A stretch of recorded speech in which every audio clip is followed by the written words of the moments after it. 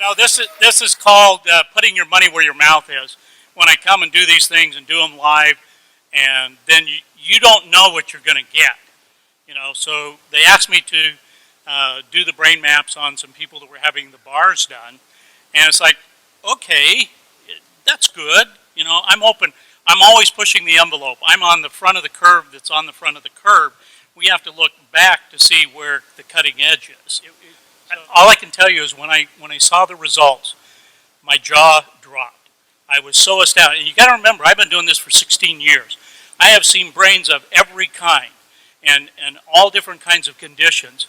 This is the very first time that I've ever seen a brain do what we are about to show you. I mean, I was blown away. It takes a lot to blow me away. This blew me away. So why don't you tell them? Okay, so we didn't mention yesterday that one of the things we do is called bars, and it's 32 points on the head that are designed basically to delete file on your computer bank so that you can create a change in any way you want. So everything, you know, the bars are a soft touch. You put on particular points of the head. These release the thoughts, feelings, emotions, considerations, and attitudes you've stored in any lifetime. And the end result is, you know, worst case scenario, your whole life changes. Best case scenario, you feel like you had a great massage. We have several different databases, ways that we can look at this information, and that adds a level of credibility and reliability. And so I'm going to show you all the different ways that we measure this. So we take an EEG, we put the cap on their head, and we measured all 19 electrodes. We did eyes closed, brain on task. Then they did the bars, and then we did it again right immediately after. Put the cap back on their head, measured eyes closed, brain on task. And I'm going to show you what happened. This is a normal brain map. And so this one is before. This was, and you can see the red area that's lit up. That's the area that we identify as PZ. And it's showing that it's, you know, roughly 3 standard deviations above what would be considered normal. So they did, I think it was an hour and a half of running the bars. And then immediately after that, we did it again. And here's what it looks like. Can you see a difference? Yeah, all right. So this was one measure that we were able to look at. Let's take another glance at something. It's called S-Loretta, and that stands for Scientific Low-Resolution Electromagnetic Tomography. But forget about that. Here's what it looks like. It came out showing us here, pointer down here where this little red line is, and this area is PZ. That's where it was lit up before. We have a different scale, and down here it's showing us that yellow is 3 standard deviations above what's normal. Well, we know it's at 2.7 hertz. It's in the delta range, so it's a low frequency, but down here it says it's 4.97. So it's almost 5 standard deviations above what is considered normal. It is off the scale of what we're seeing here. So here after is what it looked like. See, you can see the dark color here is the normal range. It's also saying that the change happened at 2 hertz. Okay, well that's all well and nice. There's another part that we look at here that is called the S-Loretta part here. And it gives us a triangulation. So we have what's called an x-axis, this black line here. Then the one pointing up in the air is a y-axis, and then we have a z-axis. So we get this triangulation. It's showing us exactly where. And you see this stuff here in the back of the brain? Well, that's PZ.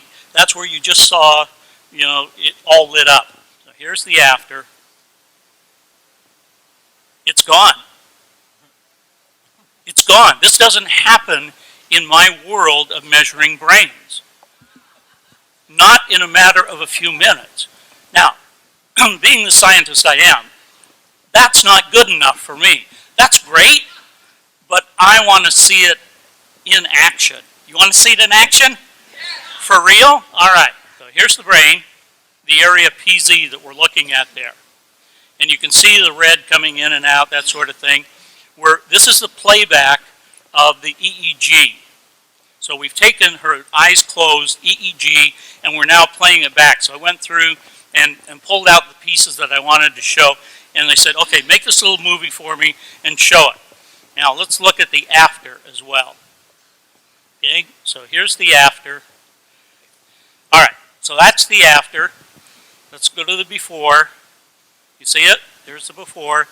We see all the red there. Then afterwards, we see this. All right. Is blue good? Now, being the scientist that I am, What does the red mean, Jeff? the red means it's 4 standard deviations above what's considered normal. It's just very, very active. Okay, it means activity. Okay, got it. Right. Thank you. So we could get into what kind of activity. It's just very, very active, and it's dealing with focus, concentration, and attention. Okay? So this means the brain's doing this. Okay, that's a scientific term. Okay. Thank you. I like that All right. one. like that term. All right, so being the scientist I am, that's not good enough for me. I want to see the whole picture, okay? You can see the little heads up here, and this one right here in delta.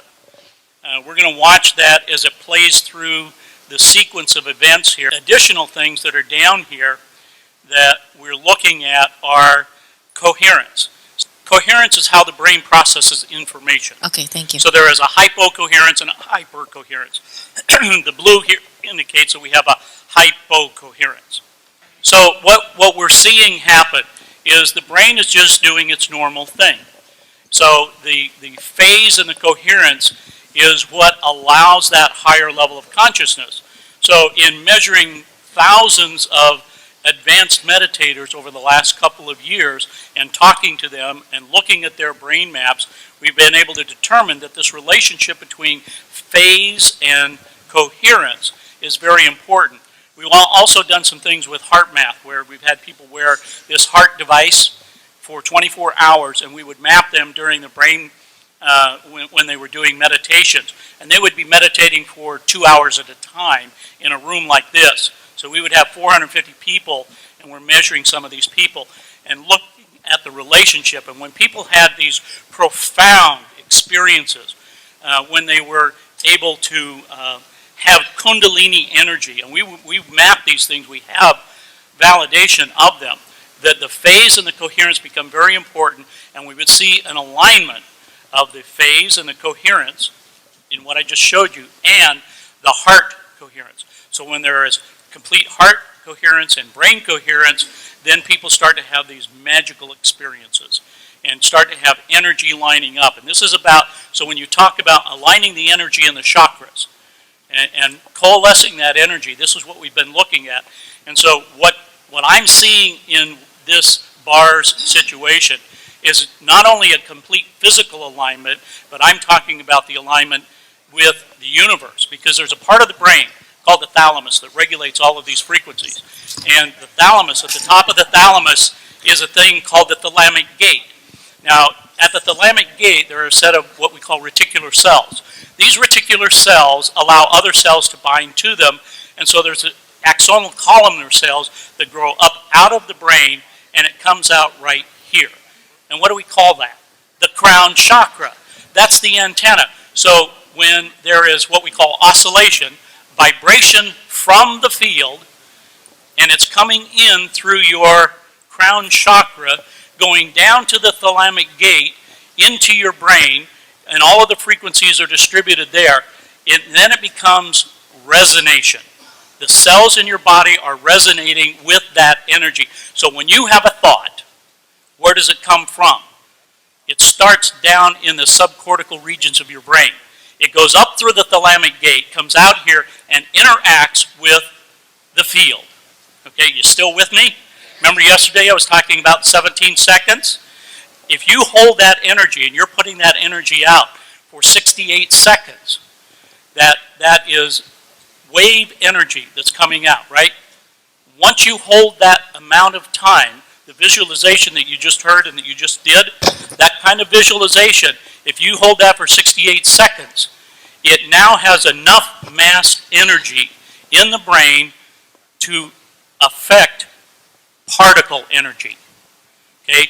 That's where the transition comes in.